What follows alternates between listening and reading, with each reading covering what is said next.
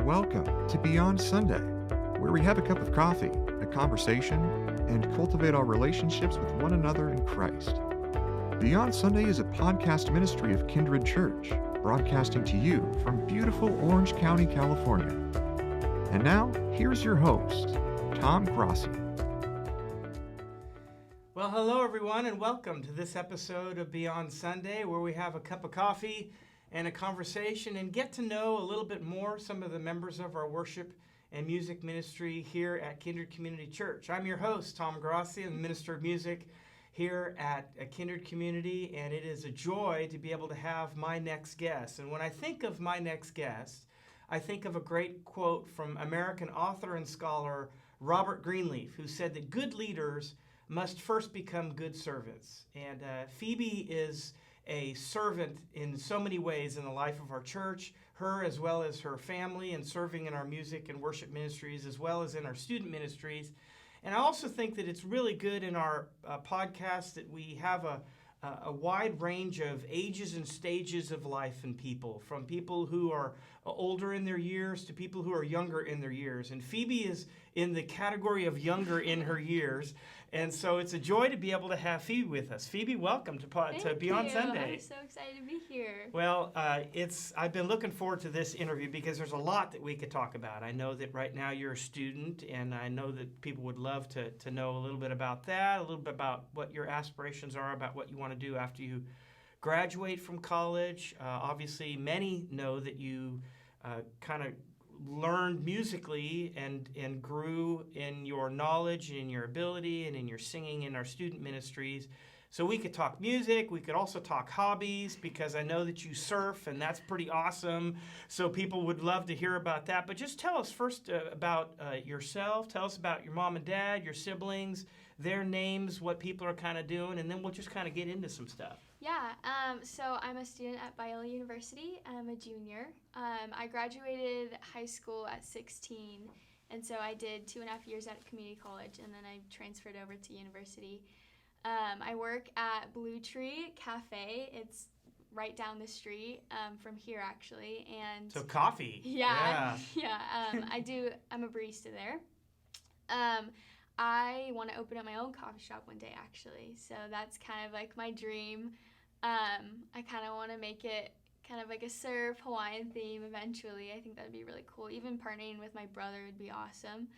But yeah, that's my dream for sure. Yeah, and your mom and dad, Christian and Michelle, have been in the life of our church. How many years have you guys been at Kindred? We'll be 8 years in September. Wow. Yeah. Wow. So I came in when I was in 6th grade, so I went through KSM all the way. And I've been here a little over 6, and I remember when you were in student ministry, so I remember I think at least when you were a freshman there. And your dad has been inspiring to me. He's a great worship leader and serves alongside of our student ministries and on our main stage. What does your mom and dad kind of do for a living? Tell me a little bit about that. So my dad is a general manager of an engineering company, and so he focuses on that. And then my mom is a stay-at-home mom. She actually homeschooled my brother and I. Yeah. My brother just graduated this semester, so she's done with that. But she was such an awesome influence in my life. Now, both my parents, for sure. So now you're out of the house, but brother's still at home, yes, right? Yes, he's still at home. Yeah. He wants to move out eventually, but yeah, he's still at home. Wow. Well, for you to have graduated at 16 years old and to go to university, your mom clearly must have done something right. There are many things. Your mom and dad both done many things right scholastically to get you to a level of graduation at 16 years old. When I was 16 years old, I surely could not have graduated from high school, I can assure you. So you're already up here. You're By the already grace of God, for sure. Amen. Amen to that. Well, hey, tell us a little bit about Biola University. I know you've been there, and now you're coming up on your second semester. Yeah. What kind of made you? It's grade school. What made you choose Biola? Did you consider some other schools? Yeah. So I actually really focused on going to Master's University. Actually, I got accepted. I got good scholarships, and I was like, okay, I'm going to Master's. Like Biola wasn't even on my mind. And then I had visited campus with my best friend because she is going to the school. And when I went on campus, I was like, I want to be here. It's just the community there is amazing. Everybody just loves each other. Like, it's an interesting community of people in such a good way, and you just see how much people love the Lord there, and it's like a really nice campus. And so I was really excited to see where that was going to take me. I didn't really think about it anymore, but I was like, oh, this is my dream school, but there's no way, it's way too expensive. And so I just prayed about it, and then it was a Sunday night, and I was just like, I'm just going to apply for Biola, just, whatever. And then I applied, and I got accepted, and then I got good scholarships, and I really prayed about it, and the Lord really put Biola on my heart. And pieces started to fall all together. Yeah, exactly. And so I was like, okay, Lord, if you want me here, it's going to happen. I'm not going to worry about it, because that's a big decision, school-wise and even financially. And so figuring all of that out. And the Lord totally opened the door, and then COVID happened, and then I had to postpone my semester for Biola, but the Lord brought me there this past semester, and it has been so amazing. We weren't on campus, but I actually got to move in with 4 girls that also go to Biola, so it was really cool being able to just see how the Lord worked in those friendships, and kind of grew us really close together, and so it was definitely a blessing for sure, and I really like the school. Well, I'm sure Biola's a blessing to you, but I'm quite certain that you're a blessing to Biola. And you've been a blessing to me, and your entire family has, and so I'm happy for you, and pray that these next couple years you'll continue in your degree. And you said a management degree in entrepreneurship, right? Yes, a business degree in entrepreneurship. Yeah. Sure. So what do you want to preneur? Well, coffee shop. Yeah, exactly. Coffee shop is the main thing. Here in Orange County, or you think maybe? I would love to do Orange County. I think I just did a huge project on the industry for this last semester, and I learned that there are a lot of places in need of good specialty shops, and so I think that would be really cool to implement that somewhere around here. So cool. That's my dream. I have a lot of good opportunities at my job now, and so we're just going to see where that leads and where the Lord takes that, but there's a lot of doors opening for sure, so I'm excited. Well, Phoebe, you're just growing in the faith and in stature of Christ, and watching you in your faith, watching you in your talent and how you've grown, and it's been a joy to have you worshiping with us on main stage inside the main sanctuary. I knew you as a gifted singer and just a sweet, special girl that just has a warmth and a special heart that I know the congregation resonates with and loves, and I do as well. And, we were just talking before the broadcast a little bit about our former youth pastor, Matt Shackelford, and I know that he had a great influence upon your life, gave you some good opportunities at the early stages in KSM. Yes. And when we refer to KSM, for those maybe that are watching the podcast that aren't at Kindred, that's Kindred Student Ministries, and also with Jonathan Clubb and the many opportunities that we've had to lead in worship there. Maybe just before I bounce into some ideas and some hobbies and some things that I think would be some fun things for people to know, as you've sung and as you've led in worship, and now that you're here going to school and you've come out of a junior college and now going into your second year at Biola, what would maybe be some counsel or advice that you would give to someone that's about your age, that's maybe in about your stage? In a lot of the podcasts that we've had older and younger people that have been retired in their occupation, people like you are still in school, or people are right in the throngs in the middle of building their career. And there's challenges that you face on every side in all of that. So no one has it made. So it's refreshing to have a young person like you that you're focused, you're putting your school first, and you're putting your dreams out there, but you're not just running towards the wind, but you're concentrating on your schooling first. And I think that's hugely important. But is there any thoughts or advice or counsel? Could be musical advice because of your leadership in worship, or just overall life advice, or maybe if you don't feel that you have that, if there's anything that we could pray for you. Yeah, no, absolutely. Some advice that I would definitely talk about would be just knowing how to surrender to the Lord. I feel like this past few years of schooling and working and kind of being on my own, I really struggled with surrendering it to the Lord and learning how to do that. So I really think that the Lord is showing me right now in the season of life that I cannot do anything on my own.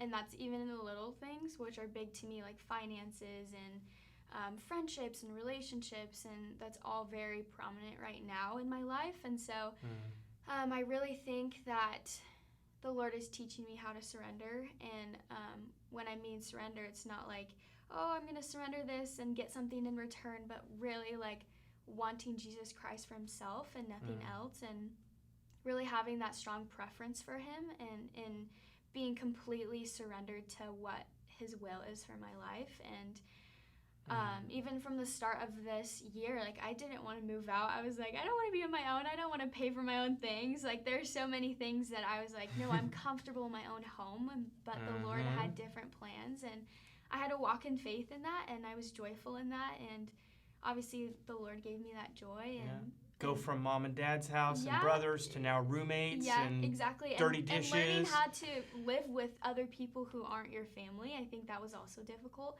but in such a growing and maturing and great way. And the Lord was very gracious.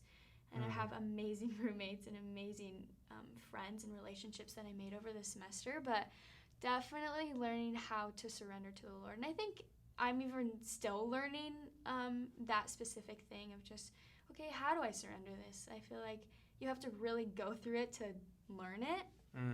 And so I think that's definitely the advice I would give right now to anybody, really, is just learning how to surrender to the Lord. And even in my school, like, I had this huge project. It was over 80 pages, and I was like, Lord, I don't know how I'm going to do this.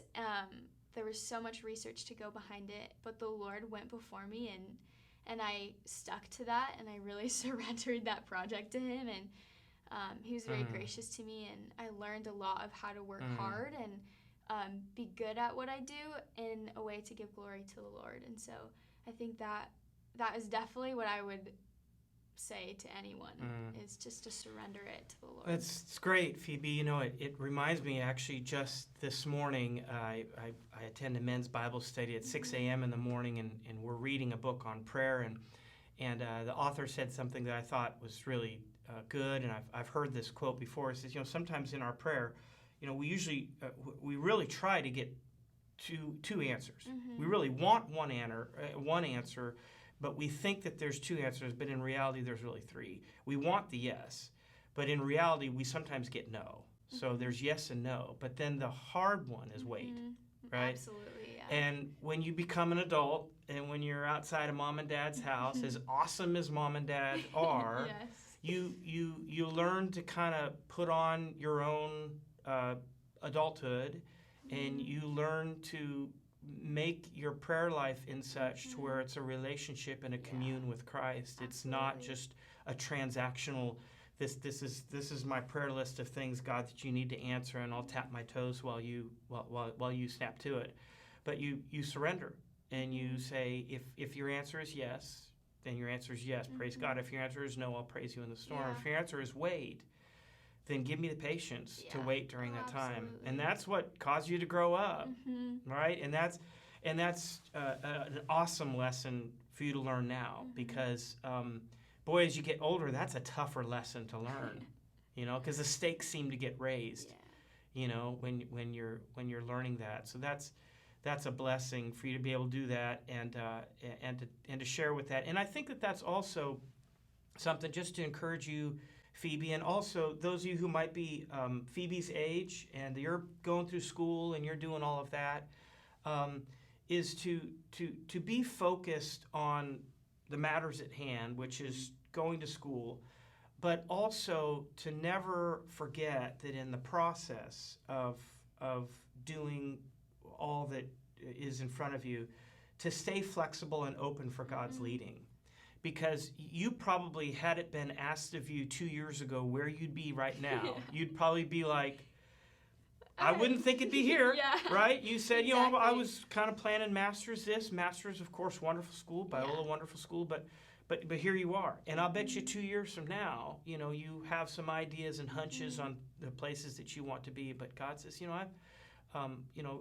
man makes his plans, but the Lord orders his steps. Absolutely, yeah. And I think if I could sort of speak for your mom and dad, I would imagine they'd be very proud of you for trusting God to order your steps, because that's not an easy thing to do on your own, especially when you're flying away from underneath the nest of mom and dad. Well, hey, before our time just slips away, it would be fun for us to know a little bit about the cool hobbies of the Raabe family and the intrigue of Phoebe Raabe. So Phoebe, tell us, there's some Hawaiian roots that you have. Yes, so you need to kind of tell us about that. That's pretty cool. Yeah, so my grandma was born and raised in Hawaii, and she was from Oahu. And my aunts and uncles were born and raised there too, and yeah, I've grown up super close to my grandma. We call her Tutu, actually. And is that like Hawaiian for grandma? Yeah, Tutu Wahine is grandma in Hawaiian, and so, cool. And then Tutukane is grandpa in Hawaiian. Cool.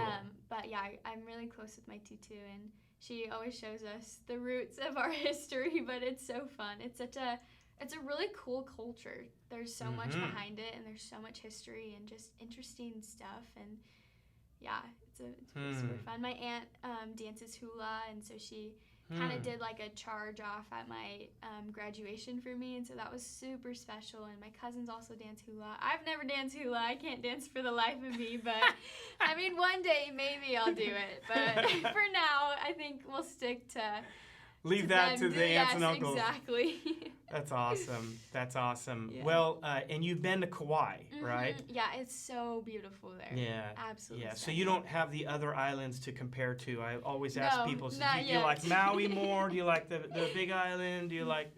No, So- yeah, Kauai is absolutely beautiful. I haven't been to the other ones, but Yeah. and I've also heard a lot that Kauai is more tropical, that there's not much city life there.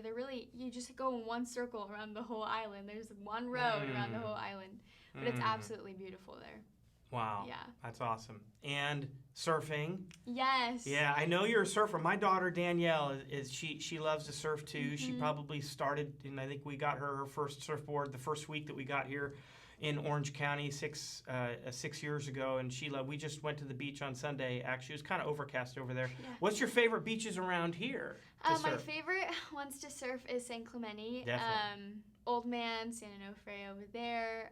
Trails actually has been the good spot right now. I'm a longboarder, so I love those slow cruise waves, but those are my favorite places to go for sure. It's definitely a hike. The trails place is a hike, but I think of it as a warm-up.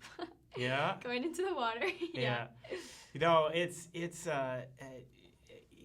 some people say, well, skateboarding and surfing, it's a sport, and it takes some dexterity and all that, but yeah, let's move on to the contact sports. Those are the tougher sports. Let me tell you, I have a greater respect for skaters and surfers, and if my daughter's watching this podcast, she would agree as well. The kind of shape that you need to be in, the kind of dexterity, flexibility, your conditioning, it all comes into play, and you're having to do it in freezing cold water. Yes. Well, fairly freezing cold water. Yes, my brother likes to call me a seasonal surfer because I hate the cold water. Yeah. It's tough, but yeah. yeah. Now, speaking of roads, and one thing that we were talking a little bit about before we started shooting our podcast is that I didn't know this about you, that you and your family do some off-roading. Yes, we do. Yeah, it is so fun. We go in our Land Rovers. Now that's cool. And we go up to Big Bear. My brother and my dad have gone up to Bishop and just go freestyle and go climb over rocks with our cars. And yeah, it is a very fun time. We just went to Big Bear a couple weeks ago. And it do you was each get in a beautiful. truck, or do you each get in a buggy? I usually go with my parents, and then if I bring a friend, then we go with my parents, and then my brother has his car, and then if it's just our family, I go with my brother, and we just have a fun time. So tell us about a time when you broke down. Oh, about that time. No, actually, we've had really good experiences with that. But last year we went when it was kind of snowy and muddy, and so we kind of got stuck a few times. But we got out safely, but it was absolutely beautiful because you are just in the forest, just in the middle of nowhere, and no service. You're just listening to music and just driving on dirt roads and in the mountains, and it's just, you're like, wow, like this is the Lord's creation. We're like in the Lord's creation right now. While I get it into fourth gear and climb up the hill. Exactly. Yes. No, it sounds like fun. I mean, I think our families would really get along because I grew up in a big outdoorsman type family, and water skiing and fishing and camping, of course, with the kids when they were younger and growing up, and love all of that. And that sounds like a lot of fun. So when you see her, folks, next time with that beautiful voice and singing and leading worship, just think of Phoebe just kind of covered in mud. Oh, yeah. Third gear, climbing up a rock wall. So that's fun, Phoebe. Well, it's good to kind of know those things about you. And before our podcast kind of ends, I just sort of wanted to bring it back just a little bit. And I know what's been at least evident to me about you, as well as your brother and your entire family, is your heart for missions. And you have been awesome and super faithful and raising your own support for years and going on many missions trips at Kindred. I'd just love to know, tell us a little bit about what was maybe one of your favorite missions trips. You know, these podcasts are releasing here in the summer of 2021, and at some point in the summer of 2021, several people in our church are going to be going on several short-term missions trips down to Texas as well as over to Utah. And due to COVID and some other reasons, doing international mission trips was a little bit touchy this year, and it surely was even last year. And so we long for the day when our missions team and our missions director would be able to start branching out into the greater world. But tell us a little bit about maybe what some of your favorite experiences at trips that you took and some fun memories, and maybe encourage people who might be on the fence about gosh, I've never done a short-term trip before. I don't know about witnessing, and am I going to feel like a fish out of water? I'm sure all those feelings you've wrestled with before on a mission trip. Tell people about that, about how that experience was for you and a real fun time maybe you had at the missions. Yeah, so when I was in 8th grade, going into my freshman year of high school, I went to Oaxaca, Mexico, under Matt Shackelford, which was really cool. And so that was such a blessing. I think my favorite mission trip was Northern Ireland.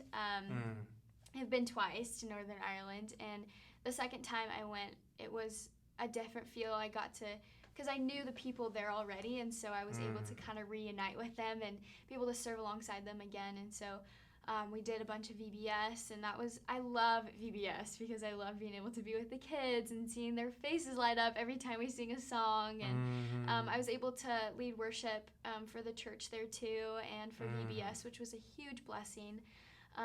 And yeah, I think that one was definitely my favorite mission trip for sure. We did door-to-door evangelism, and people are so nice there. They just open their door, or they're like, "Oh, we're good," and we're like, "Okay, we'll just give you like this little goodie bag or whatever." And they're like, "Oh, actually, come in, like have some tea with us." I'm like, "Okay," they're just so sweet people. And was it's a church that we support, that we're kind of partners with over there? Yeah, with Newton Ards, yes. Yeah. Over with Stephen Castles, and so that's super special. But the people there are so amazing, and they have such a heart for the Lord, and just being able to serve the Lord across the world was amazing too. You get to have that common bond with other believers. And actually, a couple days ago, one of the girls there, her name is Bethany, she had just texted me, and she was like, "Hi, I'm thinking of you, like miss you." And because 3 years ago, probably today, I was still in Northern Ireland 3 years ago today, which is really cool. But she was like sending me memories, and we were going back and forth, and it's just special to have that common bond with other believers, and still being able to keep in touch with them has been really cool. But yeah, such a blessing for sure. It's great. And Phoebe, you had said that in all of your times that you've gone on mission trips that you've absolutely gotten in there, and I've noticed that you've just, in watching the video highlights and hearing from you and hearing from your youth pastor, you're just there, 100% there in whatever I do, whether I'm digging a ditch or leading in worship and anything and everything in between.